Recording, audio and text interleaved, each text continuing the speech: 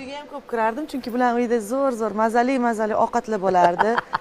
Lag'monlar, xonimlar, norin, taom tanlamagansiz. Yo'q, yaxshi tanlardim, yaxshi ko'rardim, yaxshi ovqat yeyishni. Biznikida parhez ovqatlar bo'lardi. Parhez ovqat bo'lardi. To'danina bo'lardi-da, karas. Spinat qilardi. Spinatlar, markavchalar, guruchlar. Yemaydi-yu spinatni. Menga somsalar yoqardi, qozon koplar yoqardi. Xamirli ovqatlar. Bularning uyi boy bo'lardi, ovqatli bo'lardi meni ko'zimga. Anaqaga bilasizmi? Oldin domla, hozir bilmayman qanaqa, turbaga ursangiz eshitiladi-yu. Bitta o'tgan uyda.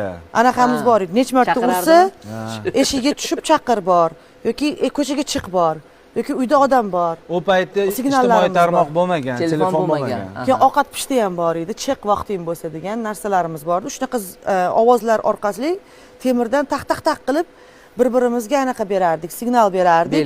Belgilar berardik. Keyin bulardikida ovqat bo'lardi, chiqardim. Endi shunaqa yerdim, lag'monlar, shunaqa makaron jarkoplar, ovqatlar. Bularda ismaloli, parda pishgan ismaloq, qaynatilgan guruchlar, endi har bir parhezda bo'lishadi. Tovuq. Bu kimga tayyorlanadi sizlarda? Ko'pincha ustozga opagami? Ayamga tayyorlanardi va ayam men katta qiz bo'lganim, semiz bo'lganman-da, yoshligimda. Dirkon bo'lgan.